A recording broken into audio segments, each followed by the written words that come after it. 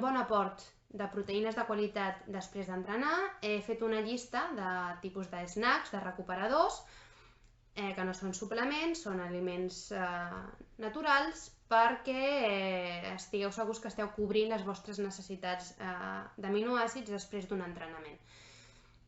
Aleshores, dividirem el tipus d'entrenament en dos, que és aeròbic i anaeròbic. L'entrenament anaeròbic són els entrenaments de força, de calistènia, que són els que fem amb el nostre propi pes, que són de més intensitat i menys duració.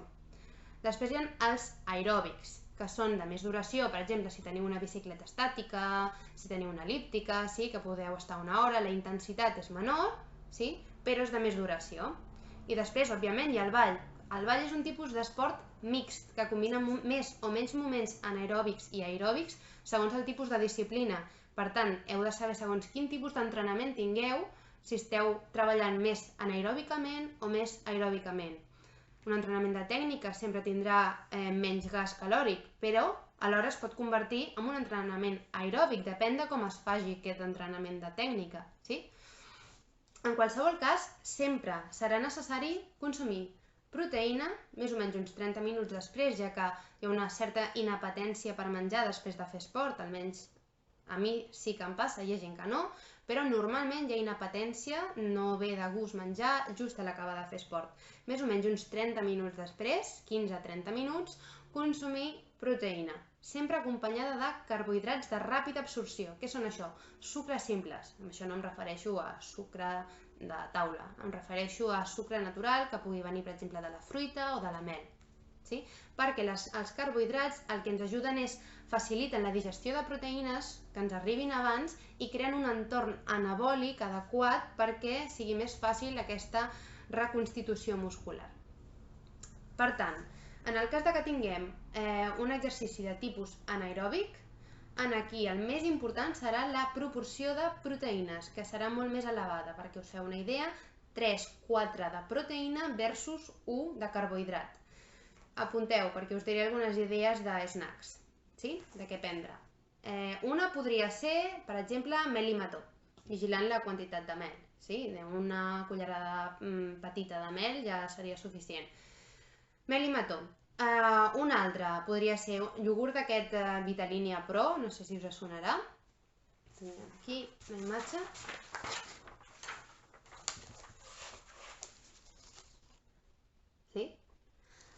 Que és enriquit en proteïnes i podria ser aquell iogurt amb una cullerada de flocs de civada i amb mitja cullerada de mel, per exemple.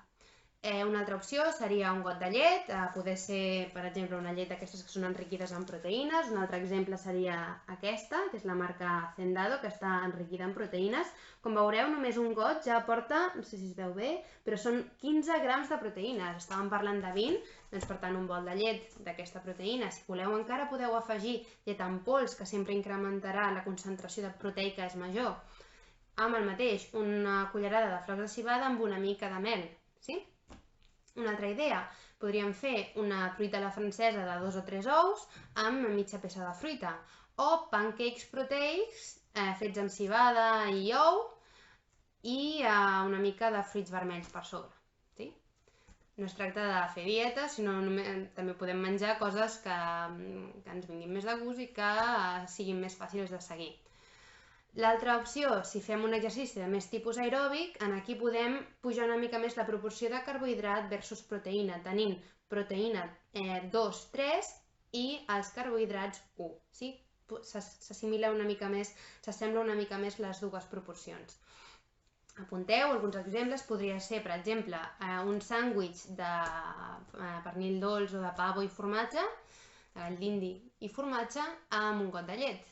Una altra opció podria ser la mateixa truita a la francesa, però acompanyada amb una petita macedònia amb una mica de mel o una peça de fruita.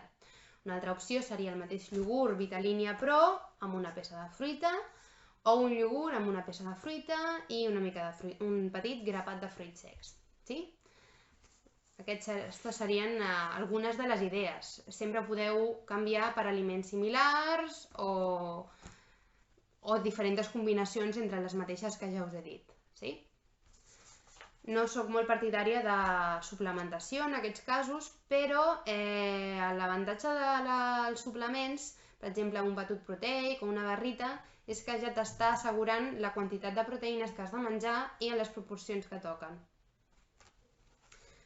A nivell de greix corporal no ho hem parlat tant, però les estratègies serien les mateixes, perquè reduir la nostra activitat, reduir les nostres calories lleugerament, perquè es tracta de dieta normocalòrica, amb un mínim d'activitat física ja seria suficient també per mantenir el nostre greix corporal, però hi ha moltes altres estratègies per mantenir els nivells de greix corporal, des del control de la gana, a la nit si tenim ganes o tenim ansietat i ens ve de gust alguna cosa més dolça que prendre, no? Per calmar aquest desig, no? De consumir aliments més calòrics, estratègies inclús nutricionals sobre què menjar abans i després de fer exercici per encara cremar més greix corporal.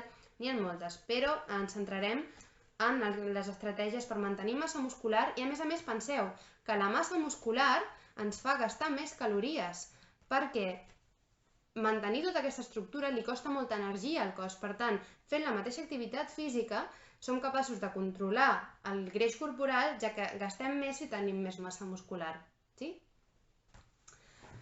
I per últim, i per acabar, i no per això menys important, perquè és importantíssim, beure aigua. Sempre, abans, durant, després de fer exercici, durant tot el dia, perquè sempre tenim set quan ja estem deshidratats. No ens avisa abans la set. Sí? Ja estem deshidratats, per tant hem de beure abans. A més, ens ajuda a eliminar toxines, incrementa el nostre rendiment, millora també la recuperació. Penseu que l'aigua és el medi bioquímic on passen totes les nostres reaccions en el cos i proporciona el medi, per tant, perquè pugui haver-hi l'anabolisme proteic, perquè puguem eliminar el greix corporal, per tant, és el nostre aliat. Si no us oblideu, és molt important la hidratació. Per acabar el vídeo i resumir-lo perquè sigui molt més senzill i més directe, anem a recordar els tips més importants pel manteniment de massa muscular i pel control del greix corporal. Número 1. Dieta normocalòrica amb un reajust dels macronutrients, incrementant proteïna i reduint els carbohidrats. Número 2.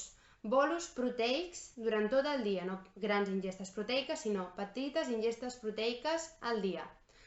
Número 3, i la més important, exercici físic combinat amb ingesta proteica 15-30 minuts després de l'activitat esportiva.